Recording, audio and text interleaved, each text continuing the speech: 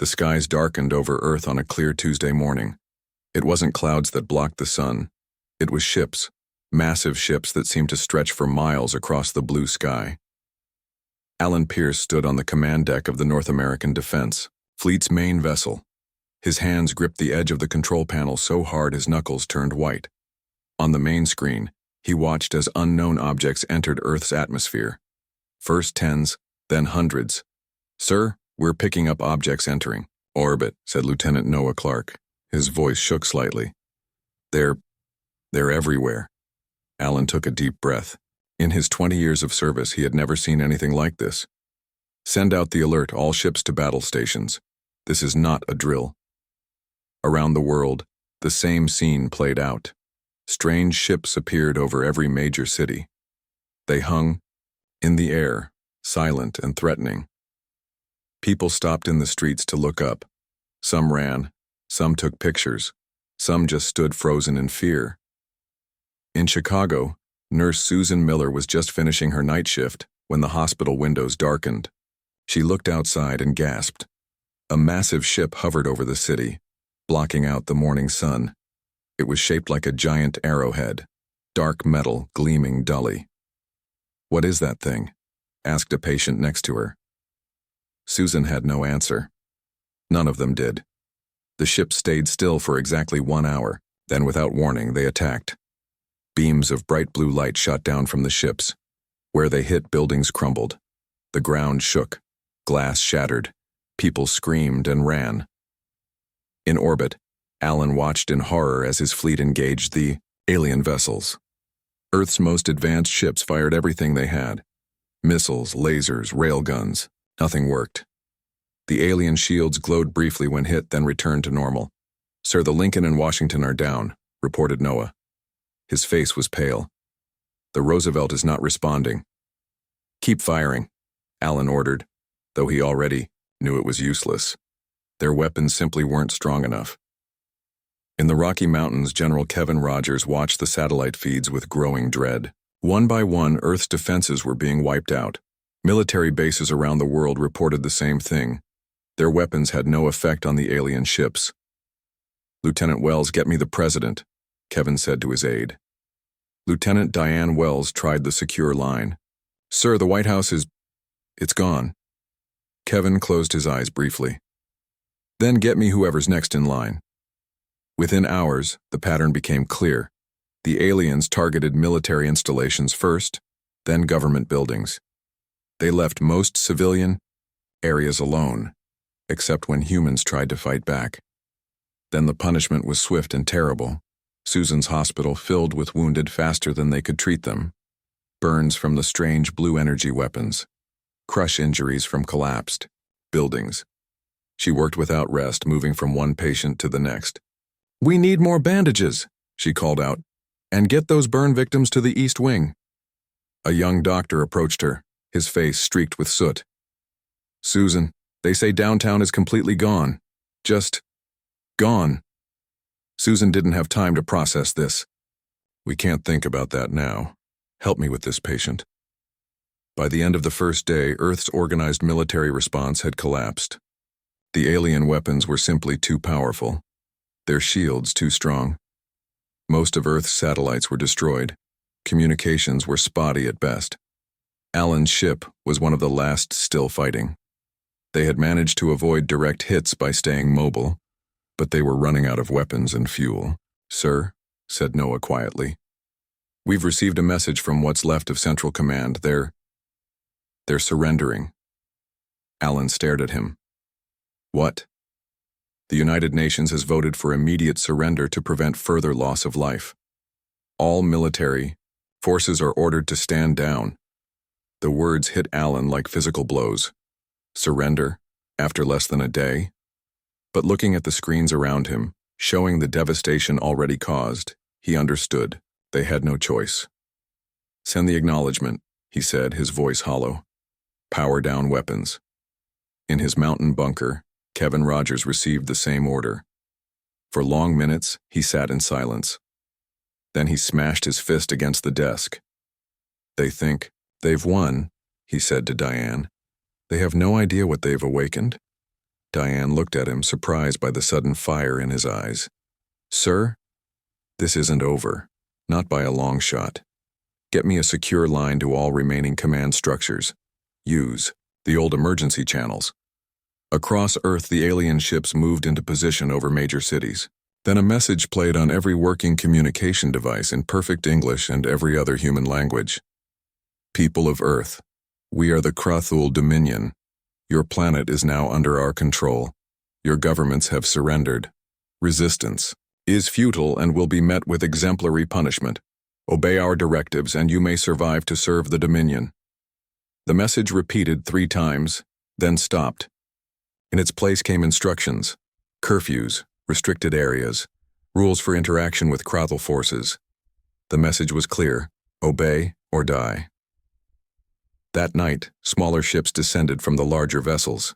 Troops in gleaming armor established control points in cities worldwide. They moved with frightening efficiency, securing strategic locations with minimal force. They seemed to know exactly where to go and what to take. In a small house outside Boston, scientist Frank Turner watched the aliens move through his neighborhood. When they passed his house, he went to his garden with a small metal box. His wife, Laura, followed him outside. "What are you doing?" she whispered. Frank dug a deep hole and placed the box inside. "This contains all my research, everything we've been working on for the Advanced Weapons program." He covered it with dirt and carefully replaced the grass on top. "They're going to look for people like you," Laura said. "Scientists, engineers." "I know." Frank stood up and dusted off his hands. "That's why as of tonight I'm just a high school physics teacher, nothing more." He looked up at the alien ship hovering over Boston. Its lights pulsed slowly like a heartbeat. "This isn't over," he said softly. "Not by a long shot." Around the world, others were having the same thought. In hidden places, in whispers, in silent promises, humans began to plan. The aliens might have won the first battle, but humanity wasn't defeated. They just needed time. As dawn broke on the second day of occupation, the Krathul Supreme Commander, Vexnar, stood on the bridge of his flagship. He looked down at the conquered planet with satisfaction. "Send word to the Dominion," he told his officers. "Earth is secured. The humans are primitive and weak. Victory was achieved with minimal losses." His officers cheered, celebrating their easy conquest. They had no idea what was coming. 3 years passed under Krathul rule. Earth was no longer the planet it once was. The aliens stripped resources from every continent. They built massive processing plants that worked day and night.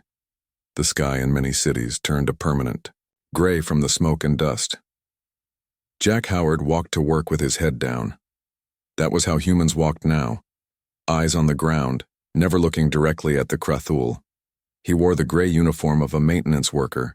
A small badge on his chest showed he worked in Processing Plant 17, one of the largest in New Seattle.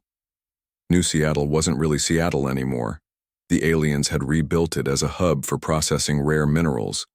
Old neighborhoods were gone, replaced by huge metal structures and worker housing.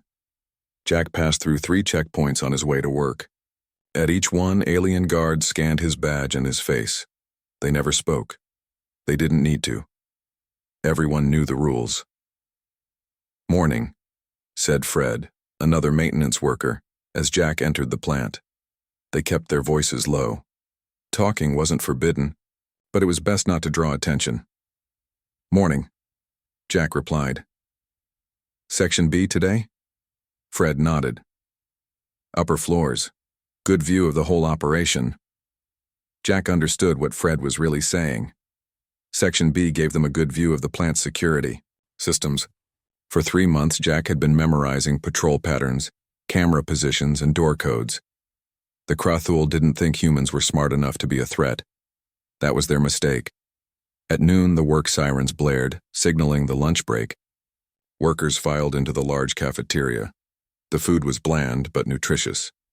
The aliens wanted their workers healthy enough to work, nothing more.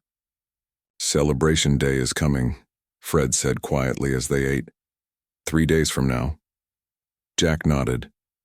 The Krathul celebrated the anniversary of Earth's conquest each year. They paraded captured human military equipment through the streets and forced humans to watch. It was meant to remind everyone who was in charge. A shadow fell over their table. Jack looked up to see Officer Patricia Garcia of the Human Auxiliary Police. These were humans who worked for the aliens, keeping other humans in line. Most people hated them more than the Krathul. "Howard," Patricia said coldly, "your section needs inspection. Come with me." Jack followed her out of the cafeteria. They walked down an empty hallway, and then, surprisingly, Patricia pulled him into a small storage room.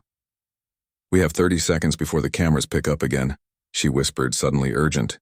She pressed a small data chip into his palm. "The Resistance needs this. Get it to the drop point by tomorrow." Before Jack could respond, she shoved him back into the hallway. "Your section is fine," she said loudly. "Get back to work." Jack walked away, the chip burning in his pocket. So Patricia was one of them, a spy in the auxiliary police. It was dangerous work.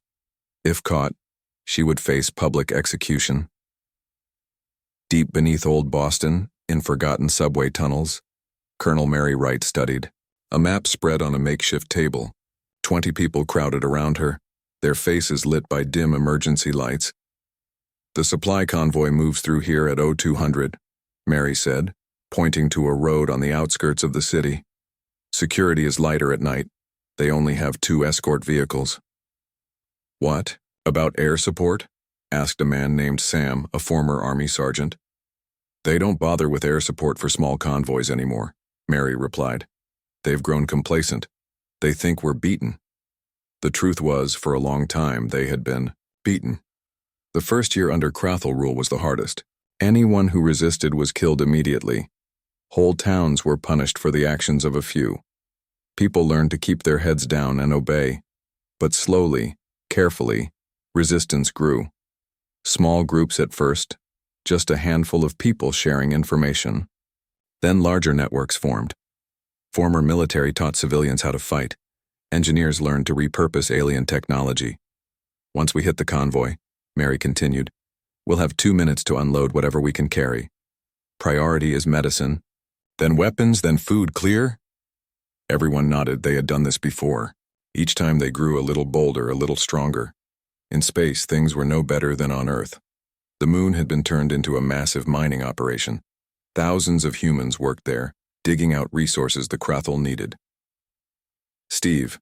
Olson wiped sweat from his face as he operated a drill in Lunar Mine 12. The air was stale despite the recyclers. The gravity was lighter than Earth, but the work was still exhausting. "Keep pace, Section 4, came a voice over the speakers. It was one of the human overseers. Like the auxiliary police on Earth, these were humans who had chosen to work for the aliens. Steve slowed his drill slightly. Not enough for anyone to notice, but enough to reduce efficiency by a small amount. All around him, other workers were doing the same thing. Slow down just a little. Break apart now and then. Nothing obvious, but over time, it added up. In orbit, captured Earth vessels were being stripped for parts. Rick Morris worked on one such ship, removing components the Krathul wanted. His hand slipped, and a small control chip fell into his pocket instead of the collection bin. Later, he would hide it with hundreds of other parts in a hollowed-out section of space debris. One day, those parts would help build ships that fought back. On the Krathul flagship in orbit, Supreme Commander Vexenar prepared for the upcoming celebration. His officers presented reports showing resource collection was up 15% from the previous year. "Excellent," Vexenar said. "The Dominion will be pleased. Earth is proving to be a valuable acquisition." His second-in-command, Sub-Commander, Zexler, looked less satisfied. "There have been incidents, Supreme Commander. Small acts of sabotage. Thefts. Unexplained equipment failures." Vexenar waved this away. "Nothing significant. Humans are like animals. Occasionally they bite. The hand that feeds them, but they have no real capacity for organized resistance. Some reports suggest otherwise," Zexler insisted. "There are patterns to these incidents." "You worry too much," Vexenar said. "Look at them. They work, they eat, they sleep. They do as they're told. The occasional troublemaker is easily dealt with. On a screen behind him, images showed humans going about their daily tasks and processing plants and mines. They looked defeated, heads bowed, moving slowly. What Vexnar didn't see were the glances exchanged between workers, the small acts of defiance, the plans whispered in the dark, the hope that still burned. The Krathul were planning their celebration, confident in their victory. They didn't realize that with each passing day humanity was growing stronger, more organized, more determined. The real fight hadn't even begun.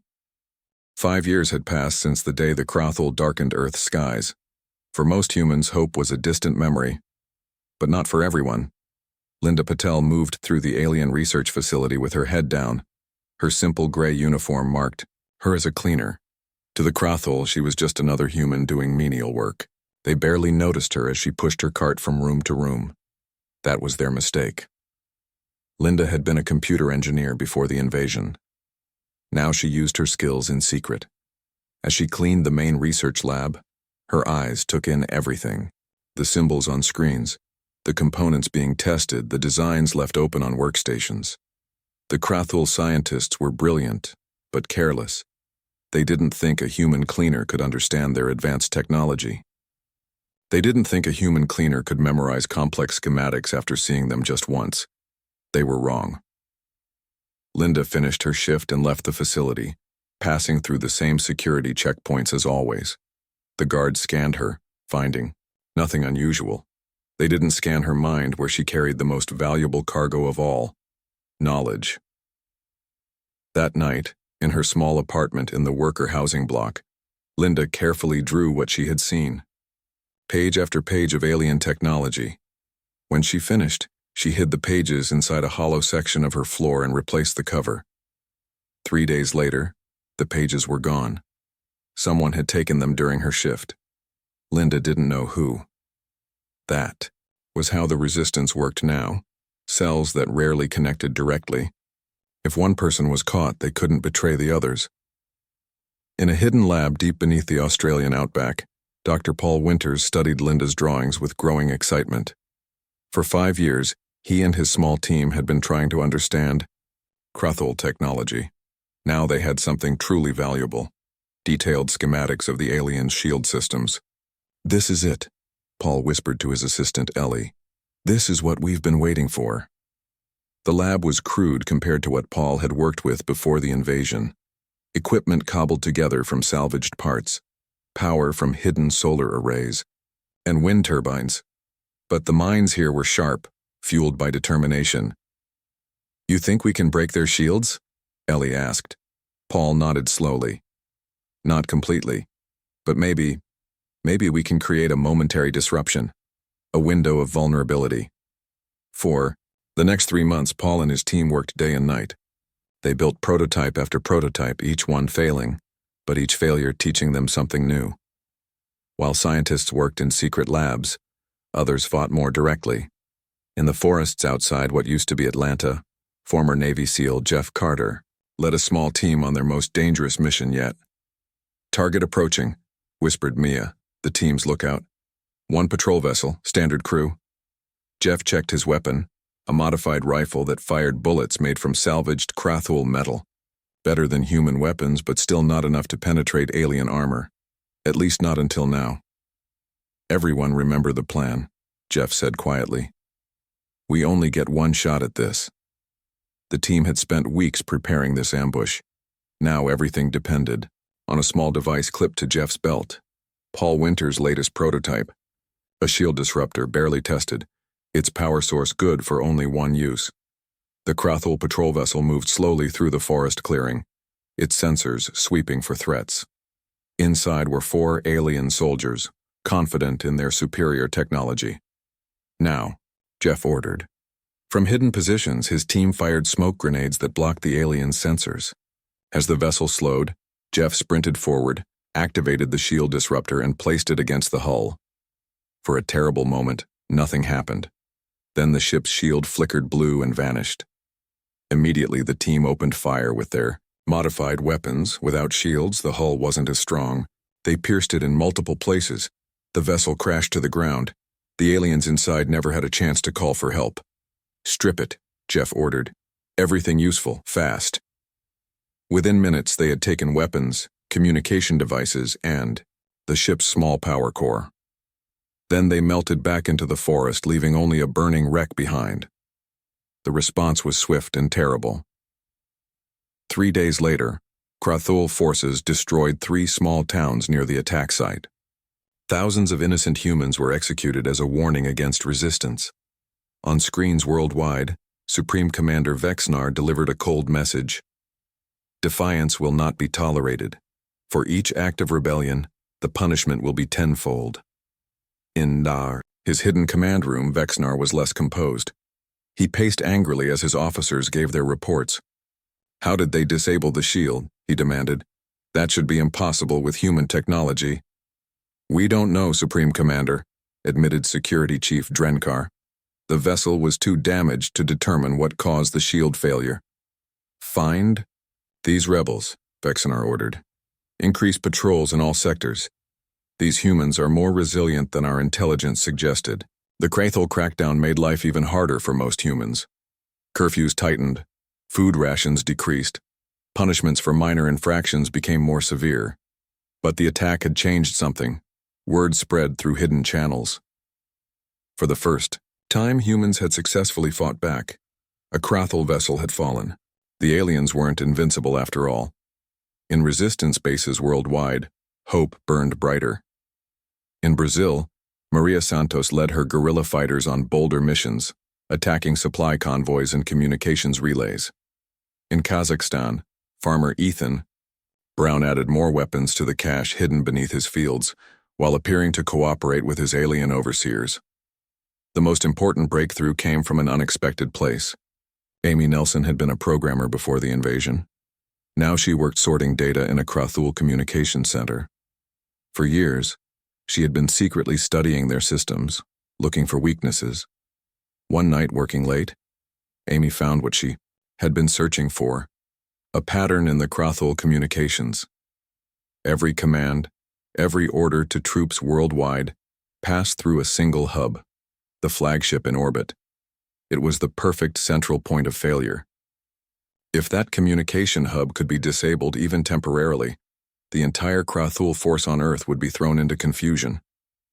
Amy copied her discovery onto a hidden drive and passed it to her resistance contact. Within days, the information reached Colonel Mary Wright's command center in Boston. Mary studied the data with growing excitement. "This is it," she told her officers. "This is what we've been waiting for." She pulled up a map of Earth showing all known resistance cells. "Get me secure communications with all group leaders. It's time to coordinate our efforts." After 5 years of small actions, of gathering intelligence and building strength, humanity was ready to strike back in earnest. The Krathul thought they had won. They celebrated their conquest annually, never imagining that the tide was about to turn. Their victory celebration was coming up in 2 months. Mary smiled grimly. "Perfect timing," she said to no one in particular. "Let them celebrate. It will be their last." 7 years. That's how long humans had lived under Krathul rule. 7 years of working in their mines, their factories, their processing plants. 7 years of keeping their heads down, pretending to be beaten. Today, that would change.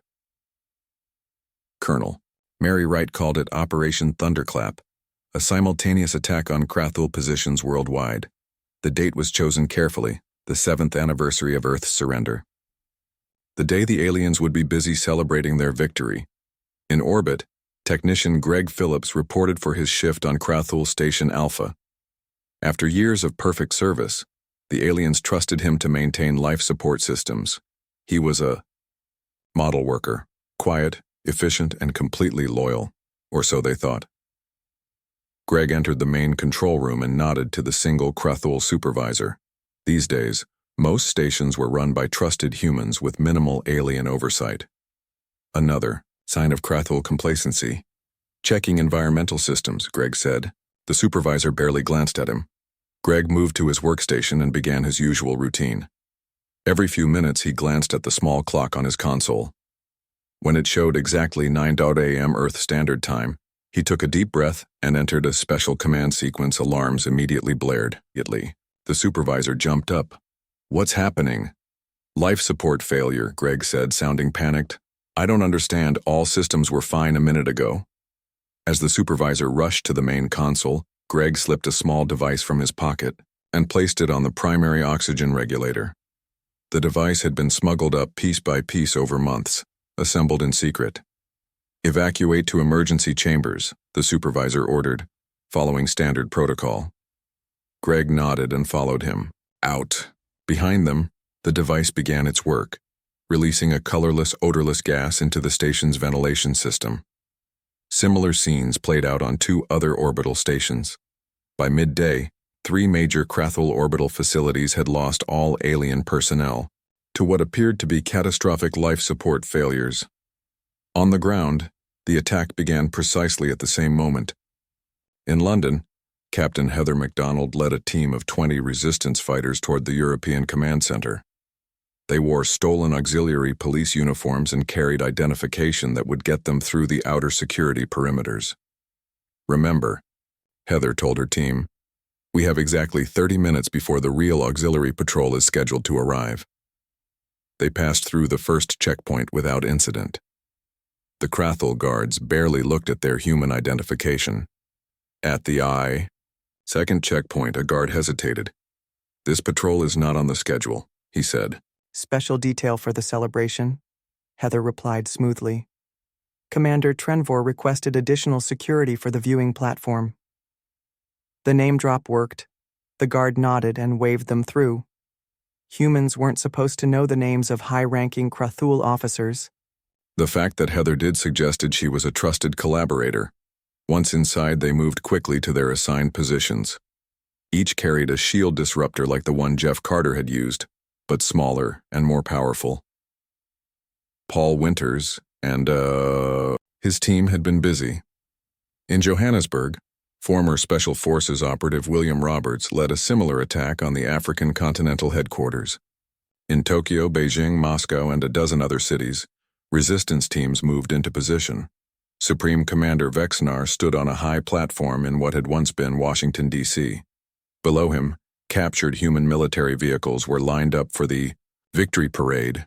Humans stood in orderly rows, forced to watch the display of their defeat. 7 years ago today, Vexnar announced, his voice amplified across the city. Earth surrendered to the might of the Krathul Dominion. Today we celebrate our continued. He never finished the sentence. A massive explosion rocked the platform. Vexnar stumbled back as his guards moved to protect him. "What's happening?" he demanded. Security Chief Drenkar looked at his communication device in confusion.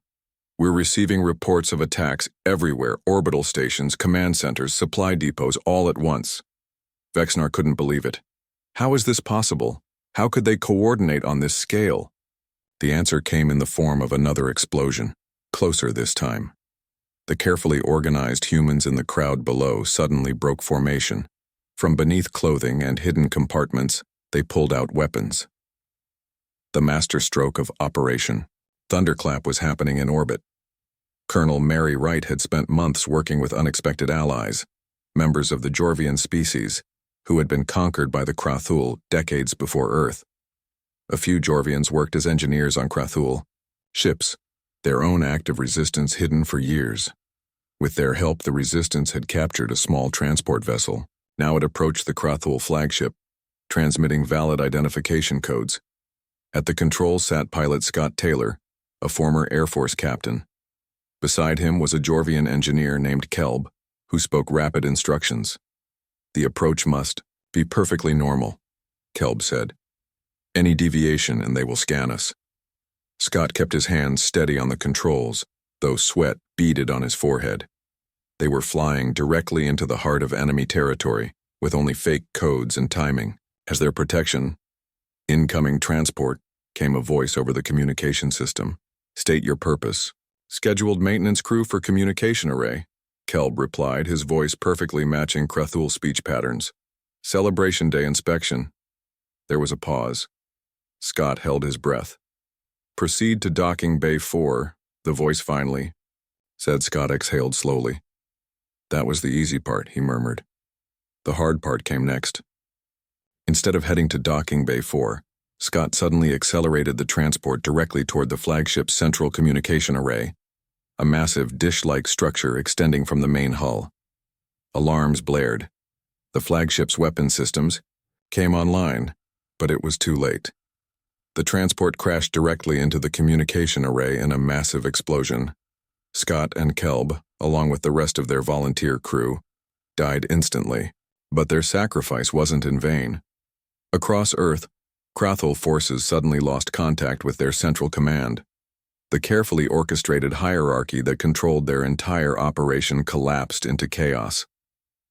The resistance was ready. Hidden, factories had been producing combat drones for years, using stolen Krathul technology combined with human ingenuity.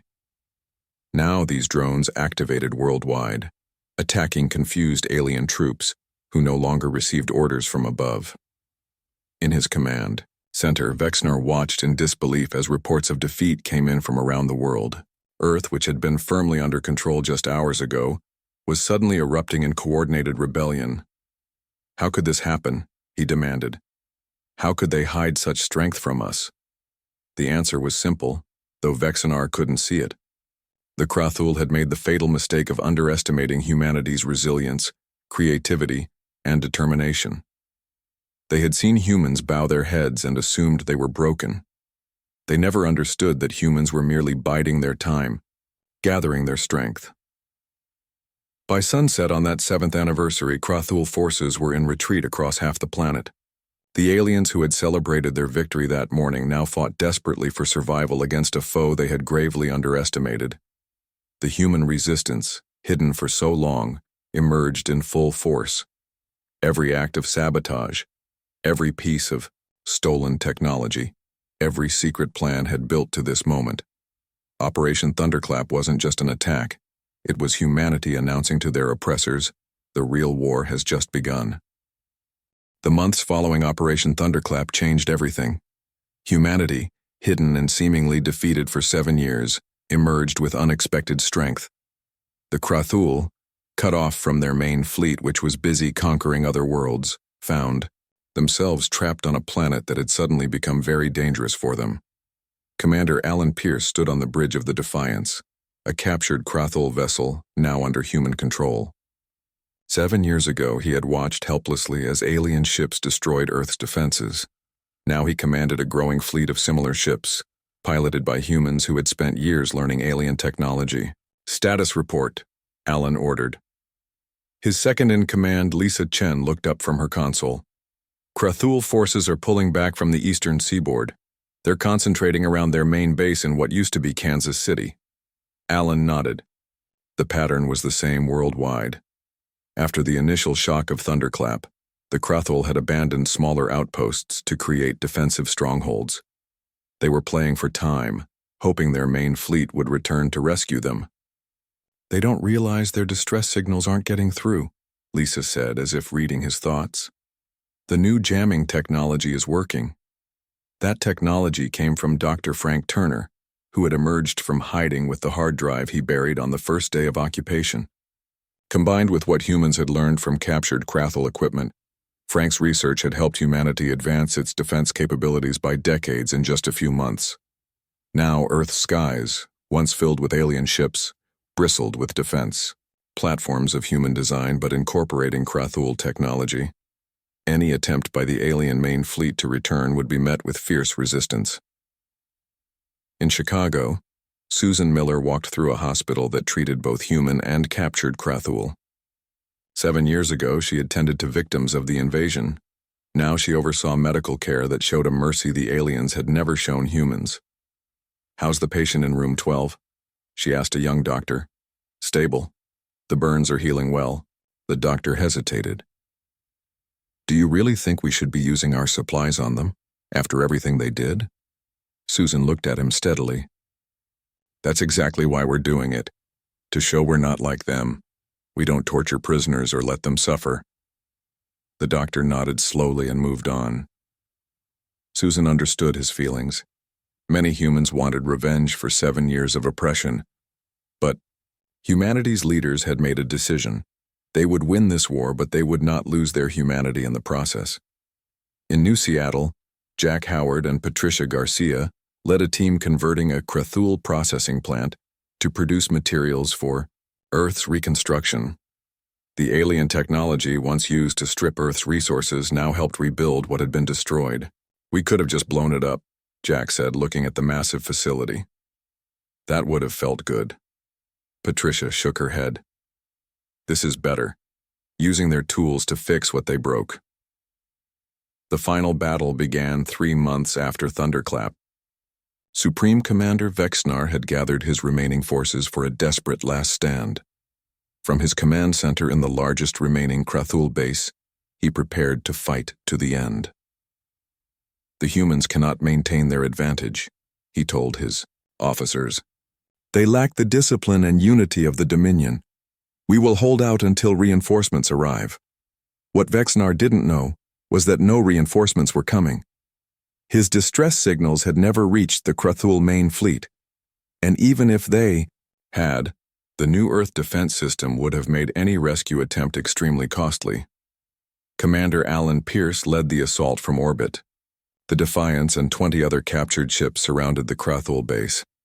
On the ground, General Kevin Rogers coordinated the land attack. After 7 years hiding in his mountain bunker, building the resistance network, Kevin finally led troops. Openly again. All units in position, Kevin reported. Ready on your mark. Begin the attack, Alan ordered. The battle lasted 3 days. The Krathul fought with the desperation of those who have no retreat. Human forces fought with the determination of those reclaiming their home. On the 3rd day, Alan's sensors detected a small craft leaving the Krathul base. Escape pod launched, his tactical officer reported. It's heading for orbit. Capture it intact, Alan ordered. I think I know who's aboard. He was right. When the pod was brought into the Defiance's hold, Supreme Commander Vexnar was found inside. The alien leader who had accepted Earth's surrender 7 years ago now found himself a prisoner of the species he had conquered. 1 week later, Vexnar stood before the newly formed United Earth Council. General Kevin Rogers, now part of the council, addressed him directly. You celebrated too early, Kevin said, his voice calm but firm. You never understood what humanity is capable of when pushed to the edge. Vexnar looked around at the human leaders. What happens to me now? Execution? Torture? That is what the Dominion would do. We're not the Dominion, Kevin replied. You'll be treated according to new laws we've established for prisoners of war. No torture, no execution without fair trial. The alien seemed confused by this concept. In that moment, perhaps he finally began to understand why his forces had been defeated. The humans had not just fought with weapons, but with ideals that gave them strength even in their darkest hours. 1 year after liberation began, humanity looked to the stars with new purpose. Linda Patel and Paul Winters unveiled Earth's first, faster-than-light drive, based on technology reverse-engineered from Krathul ships. The vessel it would power was already under construction. This is just the beginning, Linda told the crowd gathered for the unveiling. What we've learned in the past 8 years has advanced our technology by centuries. In her private lab, she showed Paul her latest project. The Krathul aren't the only species out there. Their records mention dozens of others. Some enemies, some potential allies. Paul studied her designs with growing excitement. You think we can reach them? I know we can, Linda replied, and we need to. The Krathul will return eventually with their main fleet. We need to be ready. We need allies. As Earth rebuilt, humanity began preparing for that future. The invasion had nearly destroyed them, but it had also united them as never before. Old nations and borders meant little now. Earth stood as one people, tempered by hardship, strengthened by victory. In Washington, D.C., now being rebuilt, President Olivia Barrett addressed the world on Liberation Day. Where alien ships had once darkened the sky, human vessels now flew in formation above the city. They thought they had conquered us, she said to the gathered crowd and the billions watching worldwide. Instead, they awakened a sleeping giant. Today we reclaim our planet, Tomorrow we claim our place in the galaxy. The crowd erupted in cheers. Among them stood Alan, Susan, Kevin, Jack, Patricia, Frank, and countless others who had fought in different ways for this day. They had hidden their strength, bided their time, and when the moment came, they had struck back with a force the Krathul never imagined possible. The aliens had celebrated their victory too soon. Humanity had the last word,